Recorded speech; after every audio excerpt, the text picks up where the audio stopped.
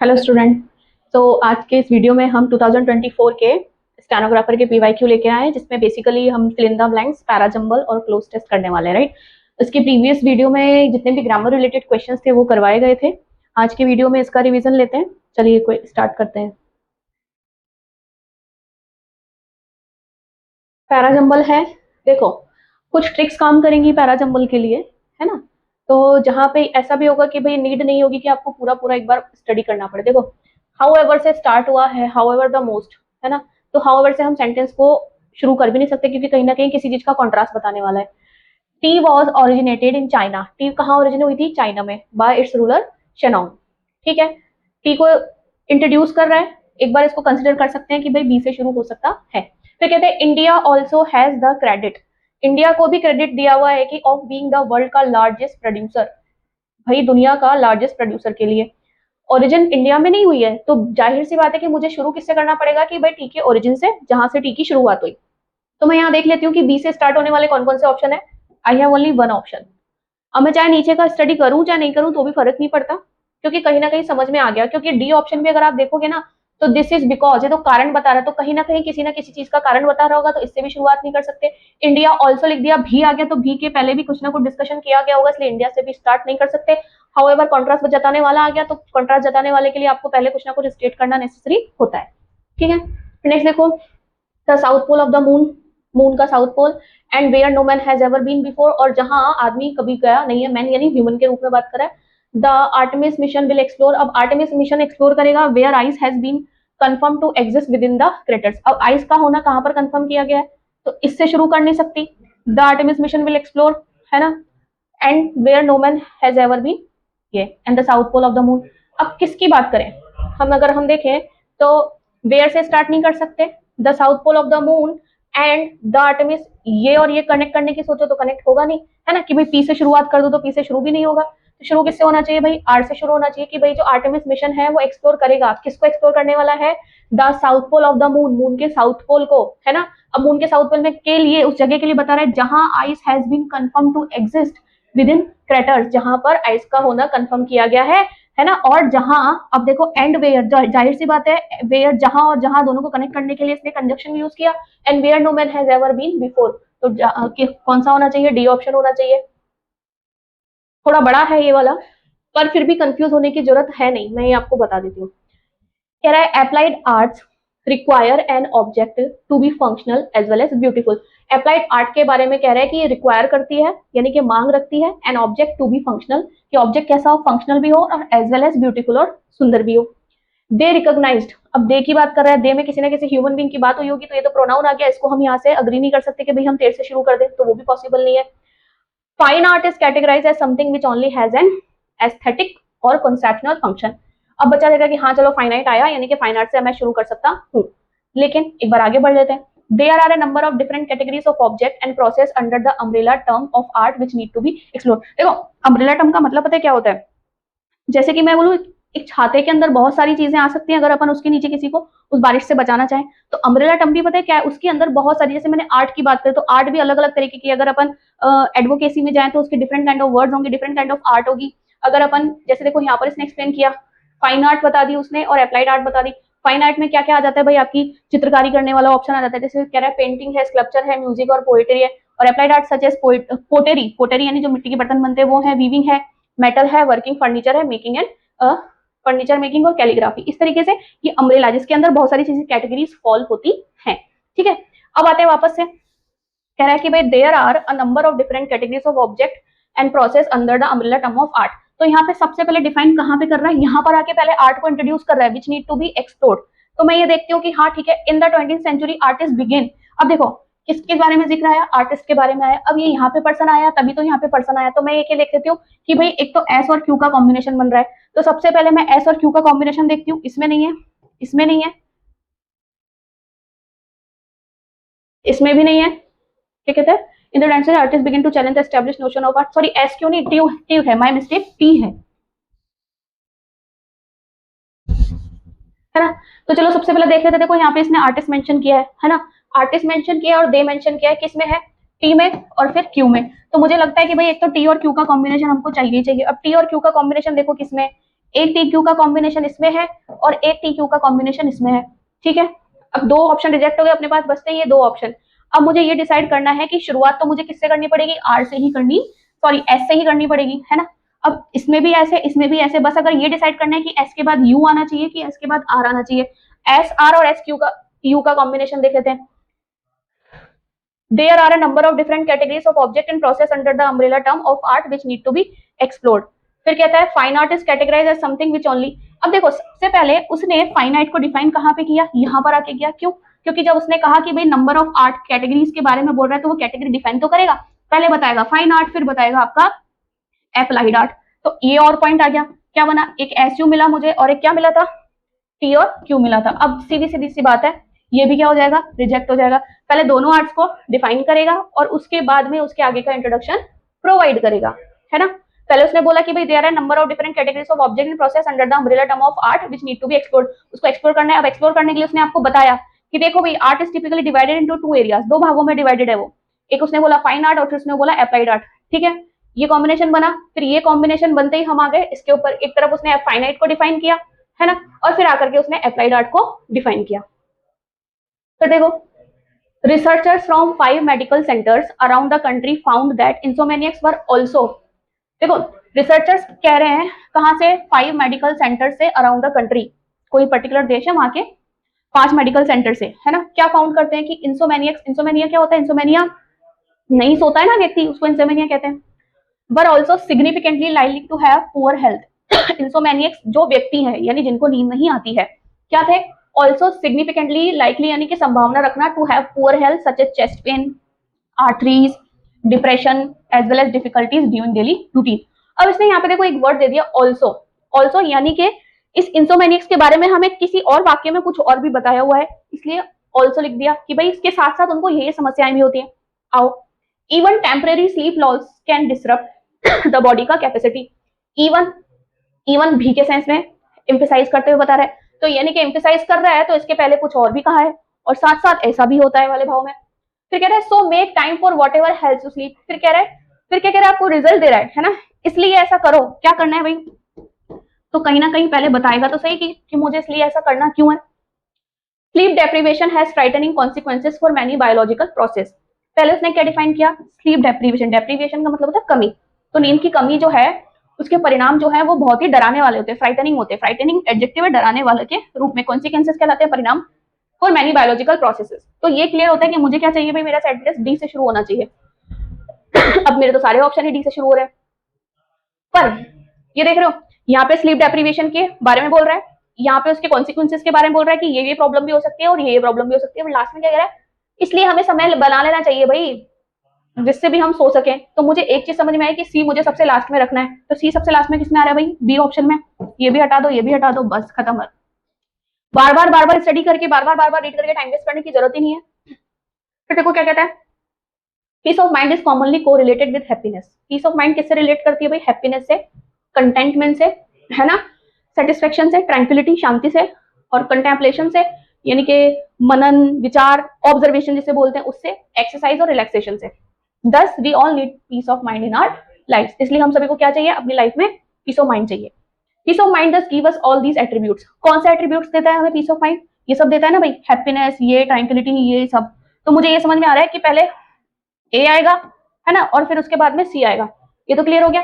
कहां पर कॉम्बिनेशन है ए और सी का, देख लो, इसमें नहीं है, इसमें नहीं है, इसमें नहीं है, इसमें है, ठीक है। चलो वापस आ जाते हैं यहाँ पे, क्या कह रहा है, one of the most important aspect of the mind is getting peace. कहां से शुरुआत करनी पड़ेगी, one of the most important aspect, यानी कि सबसे पहले माइंड इज गेटिंग पीस को हम इंट्रोड्यूस करें, क्योंकि सबसे इंपॉर्टेंट जो एस्पेक्ट है यानी कि जो तत्व है वो क्या है कि आपका दिमाग शांति प्राप्त करे। फिर उसके बाद में बोलेगा कि क्यों, क्योंकि peace of mind is commonly correlated with happiness, है ना। उसके बारे में आपको पीस ऑफ माइंड बता करके उसको डिफाइन करेगा, है, डिफाइन करेगा, फिर बताएगा कि भाई peace of mind does give us all these attributes, इसलिए हमको ये सारी चीजें प्राप्त होती हैं। फिर क्या कहता है, we all need peace of mind in our life. Clear है, बी ऑप्शन। देखो क्या कहते हैं, दे थिंक, हटा दो, दे से तो मैं शुरू कर ही नहीं सकती, विच से भी शुरू नहीं कर सकती। There is no failure in anybody's life. फिर कहता है many successful people believe that. तो मुझे कहीं ना कहीं अपने नाउन को डिस्क्राइब तो करना पड़ेगा, इंट्रोड्यूस तो करना पड़ेगा। क्या लगता है आपको, देयर से शुरू कर सकते हैं या मेनी सक्सेसफुल पीपल से करेंगे, क्या करोगे भाई, मैनी पीपल से करोगे। अब बोल रहे भाई तीनों ऑप्शन में मेरा ये है, चलो तो एक ऑप्शन हटा देते, कम कर देते कंपटीशन।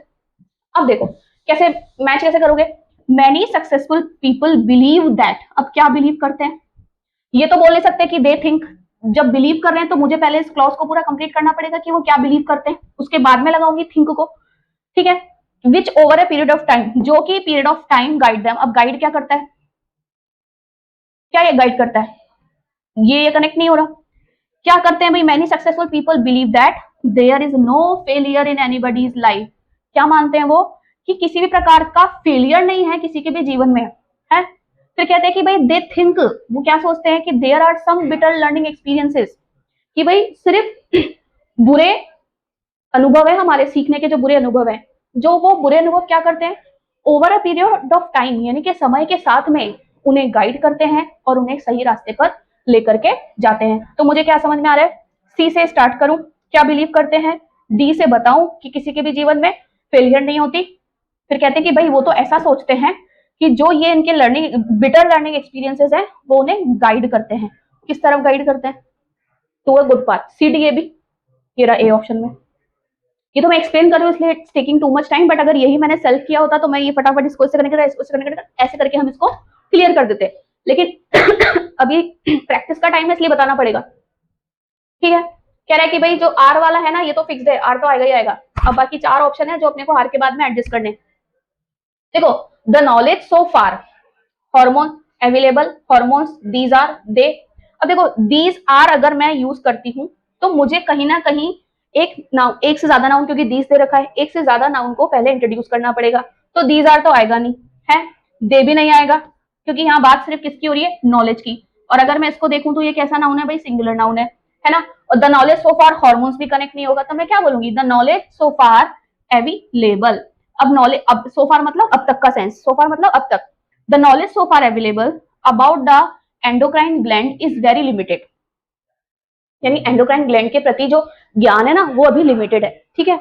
फिर कहता है हॉर्मोन्स आर द बॉडी का केमिकल मैसेंजर, हॉर्मोन्स क्या है, बॉडी के केमिकल मैसेंजर्स है, मैसेंजर क्या करता है, एक जगह से दूसरी जगह संदेश पहुंचाने का काम करता है ना। These are the glands that make all the hormones, और ये कह रहा है कि ये वो ग्लैंड्स हैं जो सारे हॉर्मोन्स को बनाती हैं, they influence almost every cell organ and function of our bodies, ये कह रहा है कि इन्फ्लुएंस करते हैं ऑलमोस्ट हर एक सेल को, हर एक ऑर्गन को और फंक्शन ऑफ आवर बॉडीज को। अब आ जाओ, इसमें इसने बोला दीज आर द ग्लैंड्स, कौन सी ग्लैंड, एंडोक्राइन ग्लैंड, तो मुझे क्या समझ में आया कि पहले ए और ए के बाद में सी, पहले उसने एंडोक्राइन ग्लैंड वो करवाया, आपको इंट्रोड्यूस करवाया, फिर उस ग्लैंड के बारे में बताया कि वो क्या करती है, वो हार्मोन्स बनाती है। हार्मोन्स क्या है, हार्मोन्स आर द बॉडी का केमिकल मैसेंजर, जो क्या कर रहे हैं, आपकी बॉडी की हर एक सेल को, आपकी बॉडी के हर एक ऑर्गन को और फंक्शन को क्या करता है, इन्फ्लुएंस करता है। एसीबीडी, एसीबीडी सी ऑप्शन में। फिर देखो the initial days of my high school are not to remember very good, अब मैं बोलू the initial days, initial days यानी कि शुरुआती दिन, कौन से शुरुआती दिन, ऑफ माई हाई स्कूल, मेरे हाई स्कूल के, आर नॉट, चलो डेज से ये वर्ब तो क्लिक कर गई कि आर नॉट, कैसे नहीं थे भाई, दिन कैसे नहीं थे, क्वेश्चन बनता है कैसे का, अब कैसे के बाद में नाउन के लिए अगर कैसे का बनता है तो मुझे क्या चाहिए होता है भाई, एडजेक्टिव चाहिए होता है। अब यहाँ पर एडजेक्टिव कौन है, गुड एडजेक्टिव है, मैं क्या बोल दूंगी भाई, ज्यादा अच्छे भी नहीं थे, है ना, दे वर नॉट वेरी गुड, अब इतने अच्छे भी नहीं थे टू रिमेम्बर, तो सीधी सीधी सी बात बन रही है, क्यू आ जाएगा, पी आ जाएगा, एस आ जाएगा और आर आ जाएगा, Q P S R D option में, ठीक है। फिर देखो क्या कहता है, the painting of Syed Haider Raza blended, blended यानी कि किसी चीज का ब्लेंड, वैसे तो हम जब ब्लेंड करते हैं तो चीजों को मिला लेते हैं, तो उसी प्रकार से जो उनकी पेंटिंग्स हैं वो किन्हीं अलग अलग चीजों का मिश्रण होगी, अलग अलग ट्रेडिशन का, आर्ट का, कल्चर का। आगे पढ़ते हैं, the painting of Syed Haider Raza blended considered as one of the foremost pioneers of Indian modern art, ठीक है, Parisian modernism with the colour of Indian Rajput art. देखो ब्लेंड वर्ड जो होते हैं ना, ब्लेंड, ब्लेंड जिससे भी आप ब्लेंड कर रहे हो उसको विद प्रपोजिशन के साथ आप ऐड करोगे, तो मैं ये देख लेती हूँ कि विद प्रपोजिशन इसने दिया भी कहा है, यही है कि ब्लेंडेड, उसने ब्लेंड किया पेरिशियन मॉडर्निज्म को किसके साथ में, पेरिशियन मॉडर्निज्म को मिक्स किया गया किसके साथ, colour of Indian Rajput art के साथ में, तो पॉइंट क्या बना, पी आ गया और क्या आया लास्ट में, ये एस आ गया, है ना। अब मैं देख लेती हूँ पीएस का कॉम्बिनेशन का है, जाहिर सी बात है अपन सैयद हैदर की बात कर रहे हैं तो इसे ही इंट्रोडक्शन वाला सेंटेंस मान के चलेंगे, खत्म बात। अब आगे भले पढ़ना चाहे तो अपन पढ़ सकते हैं, ठीक है। इसके बाद क्यों आना चाहिए, क्यों, क्योंकि यहाँ से जब फोरमोस्ट लिखा तो मुझे इसके पहले दा चाहिए। Considered as one of the foremost pioneers of Indian modern art, ठीक है, यानी उन्होंने जो काम किया उसको इस तरीके से इस रूप में कंसिडर किया गया। फिर देखो क्या कहते हैं, nowadays society has become corrupted by cunning, manipulative and toxic people. आजकल के दिनों में क्या हो गया है, आज के समय में क्या हो गया है, समाज जो है ना बन गया है, क्या बन गया है, करप्टेड बन गया है। कैसे बना corrupted, by cunning, manipulative and toxic people, इन लोगों के द्वारा बना है। कनिंग, चतुर, मैनिपुलेटिव, जो लोगों को बहुत जल्दी मैनिपुलेट कर देते हैं, उनके विचारों को बदल देते हैं, और टॉक्सिक पीपल से। फिर कहता है कि the responsibility should be taken by mentally strong people. अब कौन सी रिस्पॉन्सिबिलिटी, किस प्रकार की रिस्पॉन्सिबिलिटी, यानी इसके पहले मुझे एक दूसरा वाक्य चाहिए, there lies a responsibility for others to make society a better place to live in, है ना। तो ये तो क्लियर हो गया कि नाउ डेज से स्टार्ट करेंगे और सी और बी का कॉम्बिनेशन बनेगा। तो देखो सी और बी का कॉम्बिनेशन कहाँ कहाँ पर है, देखो सी बी का कॉम्बिनेशन है और ए से बिगिनिंग हो रही है, इस ऑप्शन को भी काट दो, इस ऑप्शन को भी काट दो और इस ऑप्शन को भी काट दो। फिर being robust they can devote their time और resources to change noxious individuals, है ना। क्या कह रहा है कि फिर क्या आता है, रिस्पॉन्सिबिलिटी आती है for others to make society a better place to live in, और जो रिस्पॉन्सिबिलिटी है should be taken by mentally strong people, और being robust they can devote their time और रिसोर्स। अब जब वो मेंटली स्ट्रॉन्ग होगी तो क्या हो जाएगा, they can devote their time और resources change noxious individual, noxious यानी कि नुकसान पहुंचाने वाले जो होते हैं ना, एडजेक्टिव है, हार्मफुल बोल सकते हैं अपन, ठीक है। Technology has made it possible for us to reach out to more students. अब टेक्नोलॉजी ने क्या किया है, फिल इन द ब्लैंक्स आ गए हैं हम, राइट। पहले पैराजम्बल थे कि भाई जब से टेक्नोलॉजी आई है उसने हमारे लिए संभव कर दिया है to reach out more student, ज्यादा से ज्यादा स्टूडेंट तक पहुंचना। And it has also made it possible, और इसने साथ साथ पॉसिबल किया है किसको, for us to deliver the same lesson in a much more dash manner, यानी कि और अच्छे तरीके से डिलीवर करने की बात कर रहा है। अब देखो क्या कहता है, लंबरिंग, रिसोर्सफुल, इनकॉम्पिटेंट और इनकम्बरिंग। अब अगर हम इसकी बात करें, किसकी, क्वेश्चन की, तो देखो सबसे पहली बात जो समझने की है, लंबरिंग का मतलब होता है एडजेक्टिव के रूप में ही है, लंबरिंग मैनर, क्योंकि मैनर यहाँ पे नाउन बना हुआ है तो इसके लिए मुझे क्या चाहिए, यहाँ पर एडजेक्टिव चाहिए, लंबरिंग यानी दैट मूव्स स्लोली, ठीक है। फिर आता है रिसोर्सफुल, रिसोर्सफुल का मतलब होता है जैसे कि हम किसी चीज को अच्छे तरीके से समझ सकें, है ना।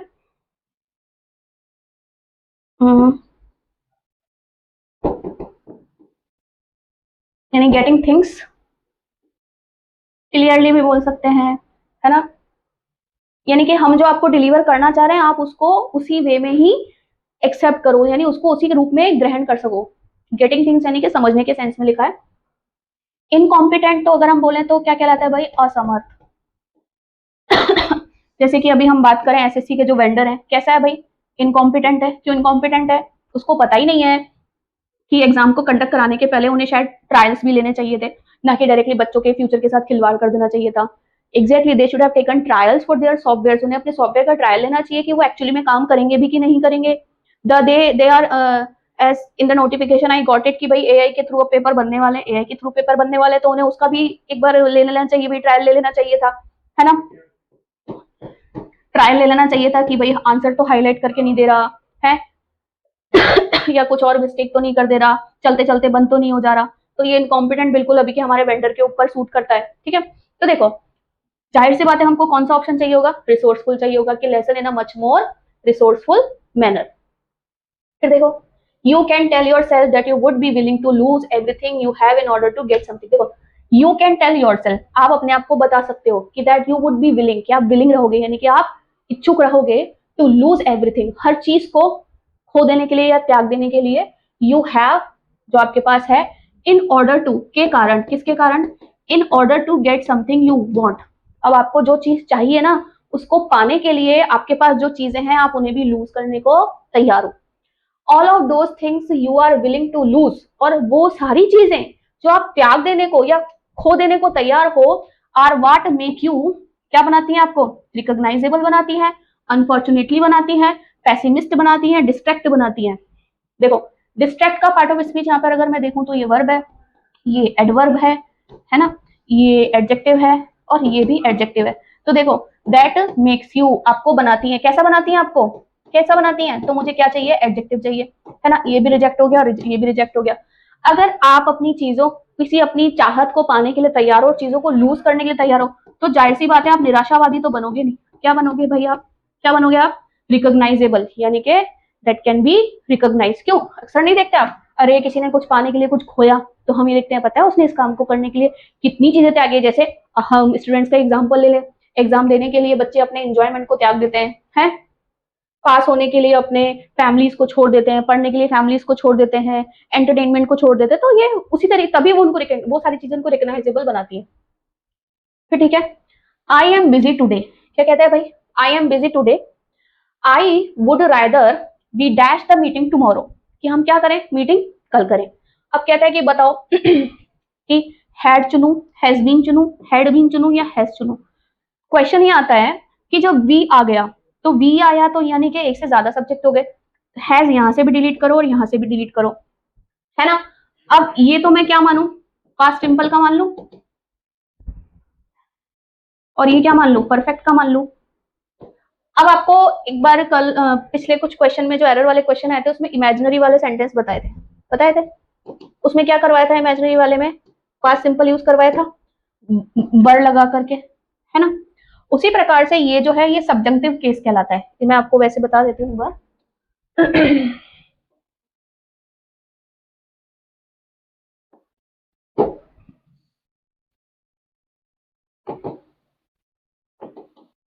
सब्जंक्टिव मूड, क्योंकि अब मेरे पास ऑप्शन नहीं बच रहा, बच्चा बोलेगा मैडम हैव आना चाहिए था, ऑप्शन है ही नहीं हैव में, तो इसलिए इस कॉन्सेप्ट को समझना पड़ेगा।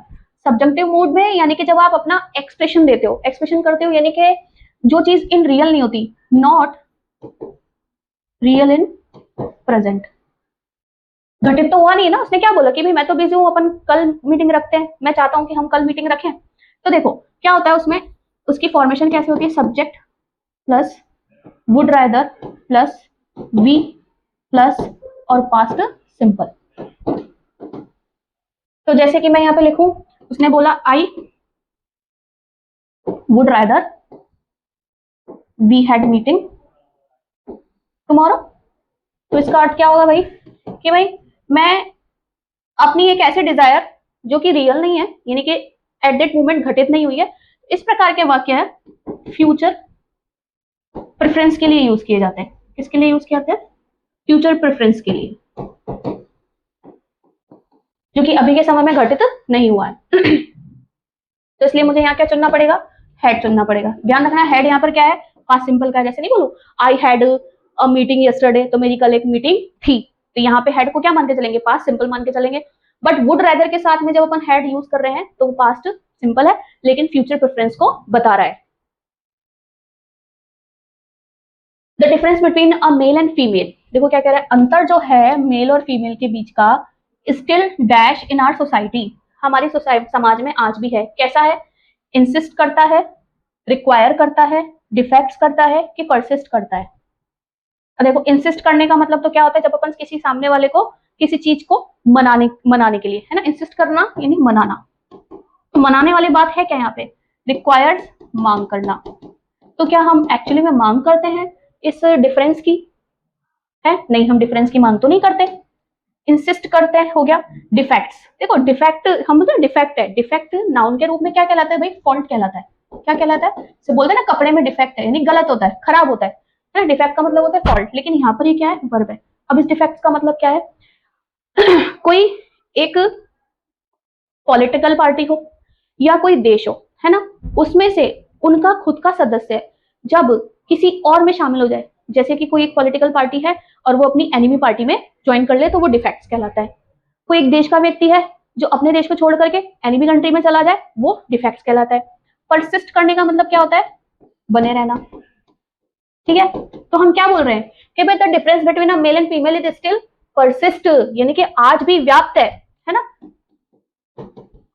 इन our society in this era, आज के समय में, where women have such great achievement, जहां औरतों की इतनी अच्छी अच्छी उनकी अचीवमेंट्स है in every field, still in some section, फिर भी कुछ सेक्शंस में ऑफ आर कम्युनिटी, हमारी कम्युनिटी के, a man is always termed as superior to women, है ना। फिर भी कुछ ऐसे सेक्शन है जहां पे आदमी को महिलाओं से सुपीरियर माना जाता है, ठीक है।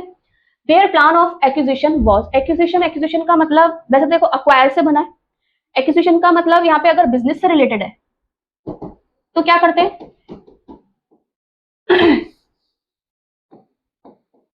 बिजनेस से रिलेटेड है तो दूसरी कंपनी को खरीदना, है ना, दूसरी कंपनी को खरीदना।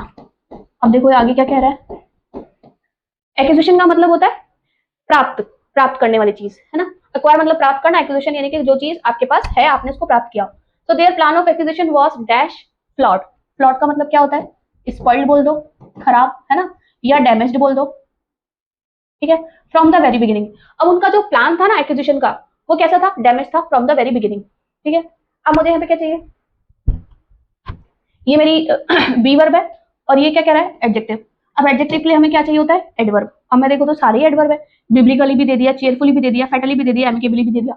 अब इनको समझने की बात है, ठीक है। It was bound to fail, जब उनका प्लान शुरुआत से ही डैमेज था तो क्या था, किस चीज से बाधित था, उसका फेल होना तो बाधित था। बिब्लिकली कनेक्टेड टू बाइबल, क्या हम बाइबल की बात कर सकते हैं यहाँ पे, बिल्कुल नहीं, है ना। बिब्लिकल वर्ड होता है उसी से इसका एडवर्ब बना है। चीयरफुली, खुशी से डैमेज था, नहीं। फैटली, फैटली मतलब इन अ डिजास्टरस वे, ठीक है।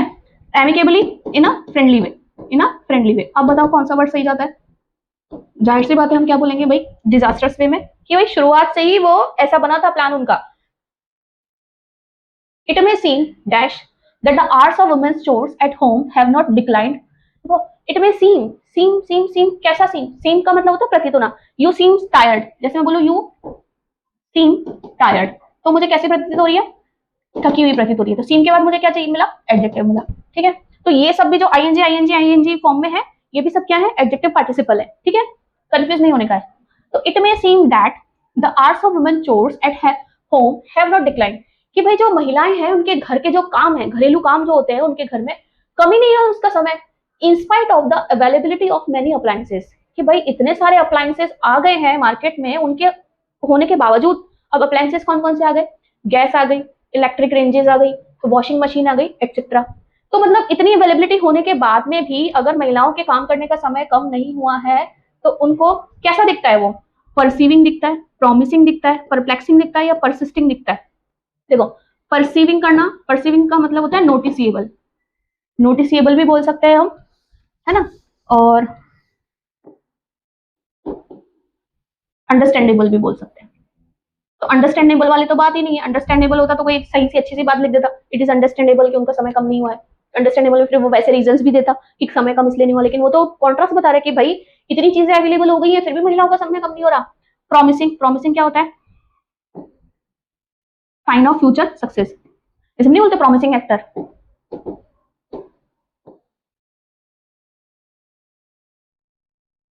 ठीक है, तो ये भी नहीं आएगा। परप्लेक्सिंग होता है भाई कंफ्यूजिंग, है ना, कंफ्यूज करने वाला। परसिस्टिंग वही अभी आया ना पीछे, परसिस्ट करना, एग्जिस्टिंग। तो अब एग्जिस्टिंग करने वाली बात तो आ ही नहीं रही, क्या आ रही है भाई, कंफ्यूज करने वाली बात आ रही है कि भाई इट मे सीम परप्लेक्सिंग, की कंफ्यूजिंग दिखता है कि महिलाओं का समय इतनी चीजें अवेलेबल होने के बाद भी कम नहीं हुआ है। तो देखो क्या कहता है, the 7 dash for accreditation were presented in a seminar organised by the university. The 7, देखो ये है आपका स्पेलिंग एरर वाले आते हैं ना, चूज द करेक्ट स्पेलिंग वाले सेंस में, ये वो है, देख सकते हो, क्राइटेरिया, क्राइटेरियाज, क्राइटेरियंस और क्राइटेरियन, है ना। For accreditation were presented, presented किए गए थे in a seminar organise by the university. अब बात क्या आती है, क्राइटेरियाज तो हम बोलते ही नहीं है, क्यों, क्योंकि क्राइटेरिया जो है वो अपने आप में ही प्लूरल फॉर्म है और क्राइटेरियन क्या है, सिंगुलर फॉर्म है, राइट। तो इसका एस भी जाएगा, ये भी जाएगा। अकॉर्डिंग टू इसके नंबर की बात करें तो क्या कह रहा है भाई, 7 कह रहा है, तो मैं किसको चुनूंगी, ए को चुनूंगी। द बिजनेस ऑपरेट्स, है ना, dash the same way as the other business did. अब जो बिजनेस है, कोई बिजनेस है, कह रहा है ऑपरेट करता है द सेम वे, उसी तरीके से as the other business did, जैसे कि दूसरे बिजनेस करते थे। अब कह रहा है सच लिखूं, वेरी लिखूं, मच लिखूं कि हेड लिखूं। देखो यहां से रिजेक्शन लाते हैं, ऑपरेट्स क्या है, प्रेजेंट की वर्ब है, राइट। द बिजनेस ऑपरेट्स, अगर हेड लगा दिया तो मुझे क्या चाहिए होगा भाई, V3 चाहिए होगा, इसलिए इसको ये रिजेक्ट कर दो। वेरी आ रहा है तो वेरी के बाद में मुझे क्या चाहिए होगा भाई, एडजेक्टिव चाहिए होगा, इसको भी रिजेक्ट कर दो। सच आ रहा है तो मुझे क्या चाहिए होगा, एस चाहिए होगा, ऐसे भी रिजेक्ट कर दो। अब सब तो रिजेक्ट कर दिया, बचा क्या, मच। देखो फ्रेज है एक, लिख लेना, मच द सेम वे, जिसका अर्थ होता है ऑलमोस्ट सेम, ऑलमोस्ट सेम। तो क्या कह रहा है, the business operate much the same way, यानी कि ऑलमोस्ट सेम ही काम करता है as the other business did. ठीक है। The three lost the tree lost many of its dash in the heavy rain and storm. अब ट्री ने खोया मैनी ऑफ इट्स, मैनी यानी कि मुझे क्या चाहिए होगा, प्लूरल चाहिए होगा, कई के लिए आ गया ना, उसकी कई क्या, क्रीपर्स, ब्रांचेस, बार्क या रूट। देखो बार्क तना नहीं लोगे, जड़ नहीं लोगे, दोनों सिंगुलर में। क्रीपर्स तो अपने आप में टाइप ऑफ प्लांट होता है, तो वो भी हटा दो, क्या लोगे वही ब्रांचेस। देखा होगा ना जब बहुत तेज हवा चलती है, बारिश आती है तो पेड़ की ब्रांचेस टूट टूट के गिर जाती है। डैम, डैम बनते हैं, बांध बनते हैं, डैम को इंट्रोड्यूस कर रहा है। देखो भाई क्या कह रहा है, a dam is a barrier, dam क्या है भाई, बैरियर है, बैरियर है ना, दैट स्टॉप्स द फ्लो, जो क्या करता है, फ्लो को, किसके फ्लो को, पानी के फ्लो को रोकता है, and result in the creation of a dash, और क्या बनाता है फिर वो, टनल बनाता है, ब्लॉकेट बनाता है, बैरिकेड बनाता है, रिजर्वियर बनाता है। बैरिकेड तो वो जो बैरिकेड्स आपने देखा होगा पुलिस वाला लगा देते हैं, ब्लॉकेट भी रोकने के लिए काम आता है, लेकिन किसी व्हीकल को, है ना, गाड़ियों को, इंसानों को रोकने के लिए जैसे कई जगहों पर ब्लॉकेट लगा देते हैं कि जहां पर बेसिकली कोस्ट साइड पे बनते हैं, है ना, कोस्ट साइड पर लगाए जाते हैं ताकि विदाउट क्या बोलते हैं परमिशन, और उसके बिना परमिशन के जब कोई व्यक्ति या किसी प्रकार का वाहन एंट्री ना ले सके। टनल तो आप हम और सभी जानते हैं, टनल तो बनाएगा नहीं, क्या बनाता है, रिजर्वियर। क्यों, क्योंकि वो जो बांध जब बनाते हैं तो वहां क्या होता है, पानी का संरक्षण किया जाता है, यानी कि पानी को वहां पर इकट्ठा किया जाता है। फिर इन फ्यूचर जब जरूरत पड़ती है तो बांध के गेट खोल दिए जाते हैं आगे वाटर की नीड को फुलफिल करने के लिए। ठीक है। Spending quality time with friends, कि भाई ये क्या है भाई, जिरंड है, स्पेंडिंग क्वालिटी टाइम, तो भाई क्वालिटी टाइम स्पेंड करना विद फ्रेंड्स एंड फैमिली, दोस्तों और परिवार के साथ, is also obligatory, sceptical, unseasonable और derogatory to have a healthy daily routine, daily routine को हेल्दी, है ना, रखने के लिए। These happy moments release happy hormone in the body. जब आपने भी खुद ने भी देखा होगा, जब फैमिली के साथ, फ्रेंड्स के साथ समय स्पेंड करते हैं तो हमें बड़ा अच्छा अच्छा प्रतीत होता है ना, दिन भी अच्छा लगता है, इवन आगे तक के लिए हम लोग रिचार्ज हो जाते हैं एक तरीके से। तो अब बताओ कि ये जो समय है इसको स्पेंड करना क्या बना हुआ है, ऑब्लिगेटरी यानी कि कंपलसरी, है ना, स्केप्टिकल शक्की, व्यक्ति के लिए यूज होता है, शक करने वाला, अनसीजनेबल यानी अनयूजुअल फॉर टाइम। जैसे कभी कभी नहीं होता कि बिना मौसम की जो बारिश होती है वो कैसी होती है, अनसीजनेबल होती है, सीजन की बारिश नहीं है क्योंकि वो। डेरोगेटरी, डेरोगेटरी होता है, डेरोगेटरी रिमार्क पढ़ा होगा आपने, इंसल्टिंग रिमार्क कहलाता है। आप देखो क्या बनता है सही ऑप्शन समझने के बाद में, कि भाई ऑब्लिगेटरी यानी कि कंपलसरी है समय को व्यतीत करना। अब आते हैं आपके क्लोज टेस्ट। चलिए, for most of us who are born and live in India, हम में से अधिकांश, है ना, who are born and live in India, जो बोर्न और रहते हैं भारत में, social inequality and dash are facts of life, है ना, तो उनके लिए सोशल इक्वलिटी और इनइक्वलिटी है, ये देखना असमानता जो है। अब असमानता दिया यानी कि नेगेटिव वर्ड दिया, तो जाहिर सी बात है कि हमको यहाँ पे भी जो देखना है वो नेगेटिव वर्ड ही लगेगा। For most of us who are born and live in India, social equality और एक्सक्लूजन, गिदरिंग, मोबिलिटी और हार्मनी। हार्मनी की तो बात हो ही नहीं सकती, जब इनइक्वलिटी आ गई तो हार्मनी तो रहा नहीं। मोबिलिटी, मोबिलिटी का मतलब क्या होता है, मोबाइल प्लस एबिलिटी, स्वयं से, मोबाइल क्या करता है भाई, खुद से चलता है ना, तो मोबिलिटी भी फिर वैसे ही वर्ड है कि जो स्वयं से एक जगह से दूसरी जगह पर जा सके, है ना, की क्षमता। ठीक है, ये भी गया। गैदरिंग्स, है ना, gathering is not a fact of life, हम क्या बोलेंगे, एक्सक्लूजन, एक्सक्लूजन किससे बना है, एक्सक्लूड से। एक्सक्लूड में क्या होता है भाई, हमें अलग कर दिया जाता है, हमें सेपरेट कर दिया जाता है, इसलिए कह रहा है कि एक तो सोशल इनइक्वलिटी है और साथ ही साथ एक्सक्लूजन है, आर फैक्ट्स ऑफ लाइफ। ठीक है। We see dash on the streets and on railway platform, है ना, we see young children dash as domestic worker, construction helpers, cleaners and helpers in street side restaurant। अब देखो क्या कह रहे हैं, हम देखते हैं, क्या देखते हैं, व्हीकल्स देखते हैं, एयरपोर्ट्स देखते हैं, बैगर्स देखते हैं, कि पार्लियामेंट देखते हैं। चलो पार्लियामेंट तो नहीं देखते, अब बच्चा आ गया डाउट में, भाई बिना पढ़े मैं तो क्लोज टेस्ट सॉल्व कर रहा हूँ, हाँ मैं देखता हूँ, क्या देखता हूँ भाई, रेलवे स्टेशन के बाहर मैडम बहुत सारी गाड़ियां आती हैं, एयरपोर्ट्स नहीं देख सकते हैं, बहुत सारी गाड़ियां आती है। अरे भाई सेंटेंस को अगर आगे पढ़ोगे तो क्या समझ में आ रहा है कि बच्चे क्या कर रहे हैं, काम कर रहे हैं, तो हम क्या बोलेंगे, बच्चे अगर काम कर रहे हैं तो यहाँ पर कौन ज्यादा सेट होगा, कि रेलवे स्टेशन के बाहर और गलियों में बेगर्स सेट होगा ना, कि हम भिखारियों को देखते हैं, we see beggars on the streets and on railway platforms. We see young children, हम देखते हैं छोटे बच्चों को, डैश एक्सेलिंग, रिवॉल्टिंग, लेबरिंग और चीटिंग। चीट कर रहे होते हैं? नहीं। रिवॉल्ट कर रहे होते हैं यानी कि उल्टा मतलब एक तरीके से बदला लेने वाली भाव है ना, कोई वायलेशन वाली भाव आती है ना? नहीं। एक्सेल, एक्सेल से बना यानी कि उत्कृष्टता हासिल करना है, उत्कृष्टता हासिल कर रहे होते हैं, काम कर रहे हैं बेचारे, कहाँ उत्कृष्टता हासिल करेंगे? क्या कह रहे हैं ना भाई, कंस्ट्रक्शन साइट पे भी देखते हो, डोमेस्टिक काम में भी देखते हो, क्लीनर्स के रूप में भी देखते हो, है ना, स्ट्रीट साइड रेस्टोरेंट्स में भी देखते हो, तो क्या देखते हैं हम? Labouring. We see young children labouring, हम उन्हें काम करते हुए देखते हैं। किस किस रूप में काम करते हुए देख रहे हैं वो उसने बता दिया। We are not dash at the sight of small children who work as domestic workers in middle class urban homes carrying the school bags of older children to school. तो हम देखते हो क्या कह रहा है, we are not envious, we are not composed, we are not surprised और we are not afraid. अब देखो envious अपने बारे में ऑफ प्रपोजिशन लेता है। envious होना यानी कि जैसे किसी और के पास कोई चीज है तो उसी चीज को पाने की इच्छा रखना। तो हम envious तो है नहीं भाई, ऐसे बच्चों को देख के हम कभी चाहेंगे क्या कि जैसा उनके साथ हो रहा है हमारे साथ वैसा हो? नहीं। कंपोस्ट, किसी चीज से मिलकर के बने होने का भाव। कंपोज भी अपने बाद में क्या लेता है? ऑफ लेता है। अफ्रेड भी क्या लेता है अपने बाद में? अफ्रेड भी ऑफ लेता है। पर यहाँ पर इसने क्या लिखा है? सरप्राइज और एट प्रपोजिशन दिया है। तो सरप्राइज अपने बाद में कौन सा प्रपोजिशन लेता है? एट प्रपोजिशन लेता है। तो ज्यादा वैसे तो मैंने फिर भी आपको बताया, बट पढ़ने वाला बच्चा जो है उसको पता है कि भाई एट प्रपोजिशन आ रहा था, मैंने में से कोई सा भी नहीं चूज कर सकता, मुझे सरप्राइज को ही चुनना है। तो कह रहा है कि we are not surprise at the sight of small children, मतलब इस दृश्य को देख करके, बच्चों के इस दृश्य को देख करके हम सरप्राइज नहीं है। Who work as domestic worker in the middle class urban homes, है ना, और स्कूल बैग जो कैरी करते हैं वो बड़े भाई का, बड़े बच्चों का दूसरों का बैग को कैरी करते हैं। It does not immediately dash us as unjust that some children are denied schooling. तो it does not immediately strike, force, touch और स्लैप, चांटे मारने की तो बात है नहीं। तो it does not strike us, strike करना यानी कि हिट करना, माइंड पर, हार्ट पर स्ट्राइक करना, वरना फोर्स तो जबरदस्ती करने वाली बात आ जाती है, टच तो छूने की बात है, तो छूने वाली बात कहीं पर मेंशन ही नहीं है।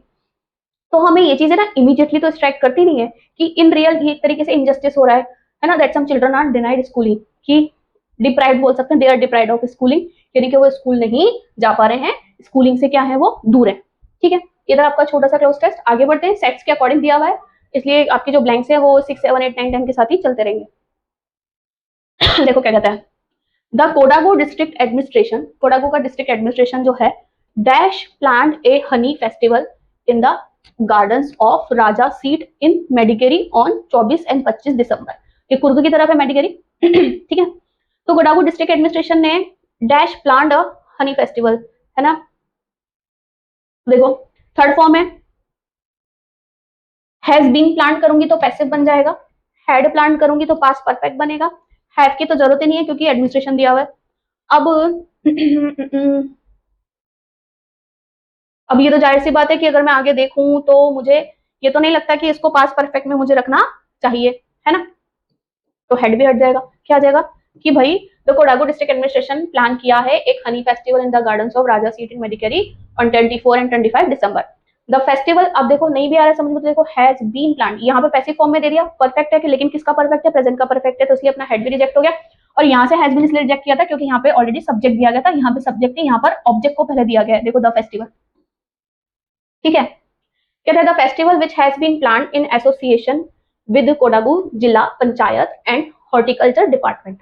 क्या कह रहा है, किसके साथ एसोसिएट करके बनाया गया है? कोडागू जिला पंचायत और हॉर्टिकल्चर डिपार्टमेंट के साथ में। ठीक है, dash aimed at encouraging, aimed at करना यानी कि एम करता है यानी कि उद्देश्य रखता है। कौन कौन उद्देश्य रखता है? जिला पंचायत और ये हॉर्टिकल्चर डिपार्टमेंट या ये फेस्टिवल। तो मुझे यहाँ पर मेरे सब्जेक्ट को देखना है कि बात, मेरा सब्जेक्ट कौन है? The festival which has been planned in association with, इसको तो सिर्फ ये बता रहा है कि भाई इस एसोसिएशन के साथ में, है ना। द फेस्टिवल इज एम्ड, बात क्या आ रही है? हमने किसी फेस्टिवल को ऑर्गेनाइज किया तो वो फेस्टिवल ही एम कर रहा है, ये लोग एम नहीं कर रहे हैं, उस फेस्टिवल के थ्रू एम किया जा रहा है। तो हैव भी हटेगा, वॉज भी हटेगा और हेड भी हटेगा। Is aimed at encouraging, encourage किसको करना है? किसको करना है भाई? हॉर्टिकल्चर को, एपीकल्चर को, एग्रीकल्चर को या सेरिकल्चर को? सेरिकल्चर किसके लिए आता है भाई? रेशम के कीड़े का पालन।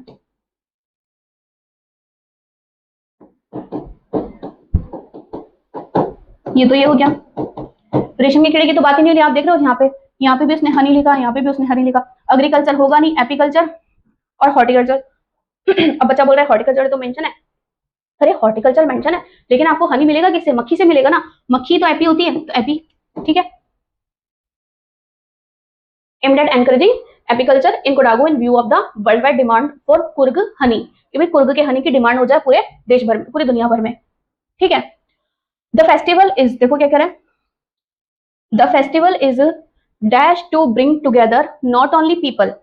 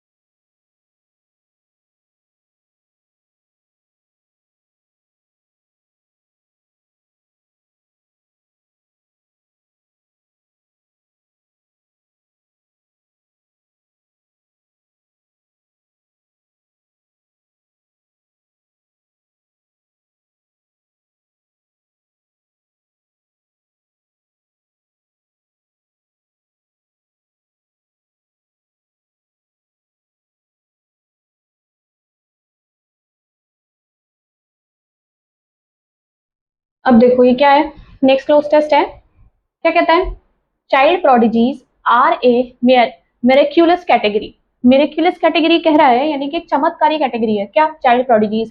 बेसिकली प्रोडिजीज है क्या, एक यंग चिल्ड्रन, यानी कि जो छोटे बच्चे होते हैं, है ना, यंग एज में, बट यंग एज में होने के बावजूद उनके अंदर जो स्किल्स होती है, जो इंटेलिजेंस होती है, वो जो कैचिंग पावर होती है, वो हायर देन दी अदर्स होती है, यानी कि दूसरों से कहीं ज्यादा होती है, अर्थात उम्र से ज्यादा वो अपने अंदर नॉलेज गेन कर लेते हैं। They have that kind of capacity, ठीक है।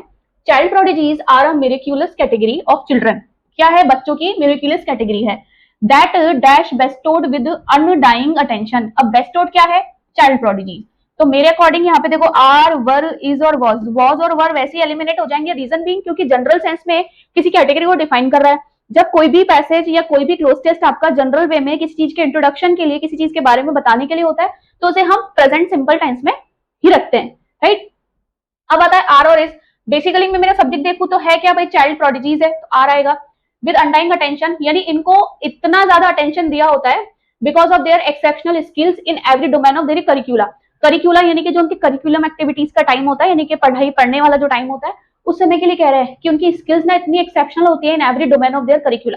व्हेन वी स्पीक ऑफ यहाँ पे अबाउट के सेंस में यूज हो रहा है। जब हम बात करते हैं ऑफ चेंजेस, है ना, चेंजेस ये नाउन है, in society we grant its responsibility to child prodigies, तो हम इसकी क्या करते हैं, रिस्पॉन्सिबिलिटी जो है चाइल्ड प्रोडिजीज को ग्रांट करते हैं, यानी कि देते हैं। अब चेंजेस कैसे होंगे, when we speak of dash changes, forgotten changes, भूले हुए चेंजेस नहीं, ऑर्डिनरी चेंजेस। अब देखो अपन बात कर रहे हैं चाइल्ड प्रोडिजीज की, यानी कि उनके अंदर तो एक्सेप्शनल स्किल्स की बात आती है, तो एक्सेप्शनल आने पर हम ऑर्डिनरी तो नहीं बोल सकते, साथ ही साथ प्रोफेशनल भी नहीं बोल सकते, क्योंकि उनके डोमेन ऑफ करिकुला वाली बात होगी, है ना। तो क्या आना चाहिए, रिमार्केबल चेंजेस, यानी बदलाव, कैसे बदलाव, जिन्हें रिमार्क किया जा सके, है ना। फिर कहता है देखो, dash these are children who thrive everywhere. कह रहा है कि ये जो बच्चे हैं जो हर जगह फलते फूलते हैं, थ्राइव करना, बढ़ना, फलना फूलना। देयर पेरेंट्स आर ओवरजॉयड, उनके पेरेंट्स कैसे होते हैं, बहुत ज्यादा खुश होते हैं। When they win the lottery and their peers are envious. देखो पेरेंट्स तो खुश हो जाते हैं, और पीयर्स यानी कि जो समकक्ष के, यानी कि समकक्ष मतलब हम बोले तो उनकी सेम एज के, जो उनके बराबर के लोग हैं, जो उनके बराबर के बच्चे हैं, उनमें क्या आ जाता है, envious. They are envious. Envious is the part of speech, adjective है उसका, बट पॉइंट ये ऐसी एडजेक्टिव है जिसका अर्थ होता है कि the one who wants to do something as somebody else, यानी कि जैसे मैं हूं और मेरे सामने अगर कोई ऐसा है जो मुझसे ज्यादा स्किल्स रखता है, तो मेरे मन में क्या भावना आएगी कि मुझे उसके जितनी ही नॉलेज चाहिए, या उसके पास जैसी चीजें हैं मैं भी, मेरे पास भी वैसी हूँ, या वो जैसी पर्सनालिटी है मैं भी वैसी ही पर्सनालिटी बनूं। तो ये जो फील होता है ना, ये एनवियस कहलाता है, ठीक है, ऑफ देम। अब कहता है नंदली, सो दैट, विच और नाइदर। देखो नाइदर के आगे हमें नाइदर, नॉर या ना के जैसा नेगेशन वाला कुछ मिला नहीं, नाइदर की बात आएगी नहीं। अब विच अगर खुद ऐसे डिटर्मिनर आ रहा है तो हमारे पास ऑलरेडी एक और डिटर्मिनर आ गया दीज, तो इसे भी एलिमिनेट कर दो। सो दैट का मतलब होता है ताकि। अब जब हम सो दैट के बाद आता है तो पूरा एक क्लॉज आता है, जैसे मैं बोलूं they they work hard so that they can win the match. देखा सो दैट के बाद क्या आ रहा है कि उसका कंक्लूजन आ रहा है, यहाँ पर तो कंक्लूजन है नहीं बल्कि स्टेटमेंट सिर्फ स्टार्ट हुआ है, तो ये भी नहीं आएगा। क्या बोलेंगे नंदलीस। नंदलीस एक तरीके से कॉन्ट्रास्ट भाव में आता है ना। यहाँ पर हिंदी में बोलो तो जैसे बहरहाल कि भाई हाँ nonetheless these are children who thrive everywhere their parents are overjoyed. बहरहाल ये जो बच्चे होते हैं ये हर जगह थ्राइव करते हैं, उनके पेरेंट्स खुश रहते हैं, उनके पीयर्स उनसे एनवियस होते हैं। रिसर्च शोज दैट, पर रिसर्च क्या शो करती है कि that young prodigies rarely go on to change the course of history.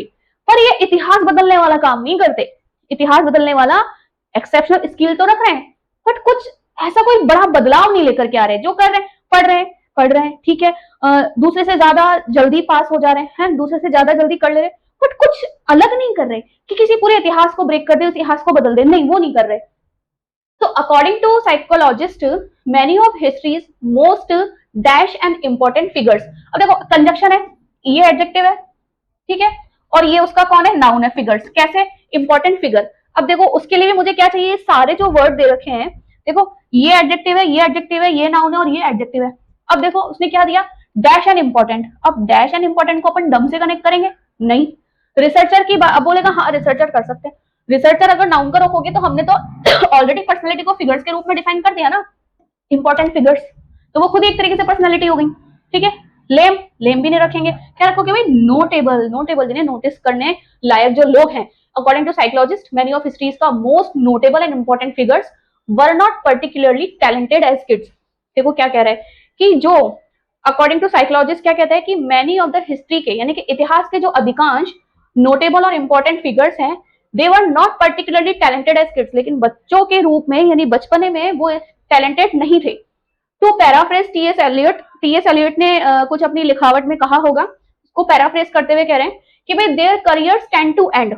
उनका जो करियर होता है ना वो एंड होने का ही टेंड रहता है, उसका इरादा, टेंड का मतलब होता है इरादा रखना ठीक है। तो their career tend to end not with a bang. उनका करियर ना कोई एक बैंग बहुत बूम टाइप से एंड नहीं होता, बट रिकंसाइल, इम्पेलेबल, इंडोमिटेबल और अब विम्पर।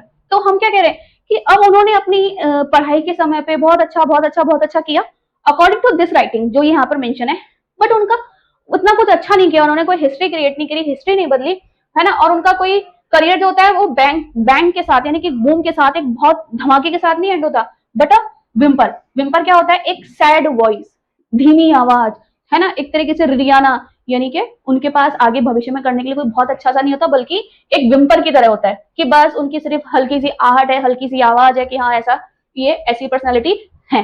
Okay done. फिर देखो क्या कहता है, all the child prodigies frequently possess a wealth of intelligence. हालांकि चाइल्ड प्रोडिजीज जो है frequently possess a wealth of intelligence, बहुत जल्दी वेल्थ ऑफ इंटेलिजेंस रखते हैं, एम्बिशन भी रखते हैं, but their inability to develop unique thoughts. But वो क्या है, असक्षम है, उनकी जो असक्षमता है ना नई टू डेवलप करने की, किस चीज को डेवलप करने की, यूनिक थॉट्स को है ना। तो ये चीजें उन्हें क्या करती है, प्रिवेंट करती है। किस चीज से प्रिवेंट करती है, एडवांसिंग सोसाइटी, यानी कि समाज को एडवांस करने में, समाज को आगे लेके जाने में।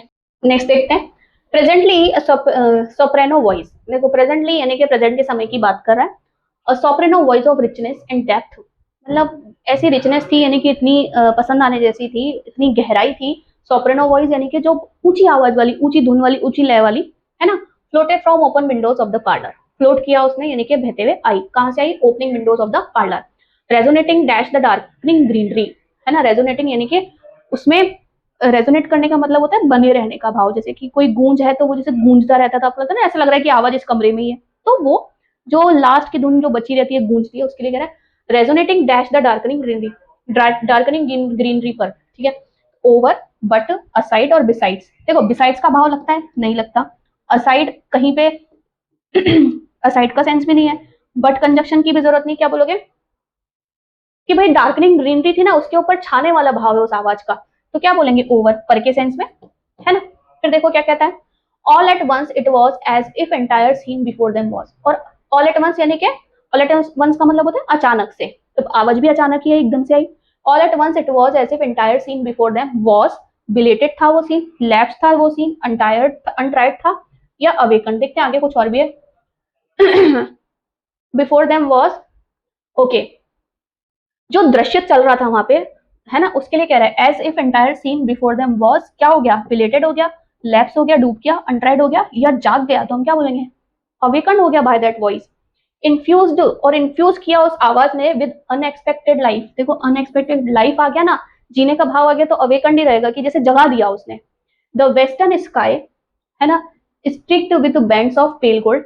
स्काई की बात कर रहा है वेस्टर्न के, है ना। अब मे बी संध्या का है, शाम का समय होगा, तो कह रहा है बैंड्स ऑफ पेल गोल्ड, तो येलो येलो लाइट हो जाती है ना उसके लिए। And purple, the two houses, दो घर, स्टैंडिंग ग्रे, ग्रे में ये आ जाओ जैसे कि अनकलर्ड हो, सैडनेस हो, उससे उसने कनेक्ट किया है।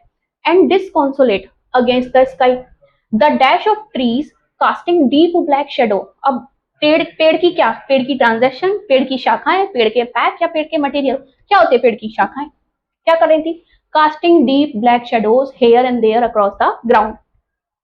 छाया पड़ रही थी उनकी काली काली यहाँ वहां ग्राउंड पे। द सेम वॉइस, और उसी आवाज ने जो चिसल्ड हुई थी सब जगह, लाइट हुई थी, ब्रॉड, अब देखते हैं क्या सेंस है। The same voice that dash everything suddenly to life.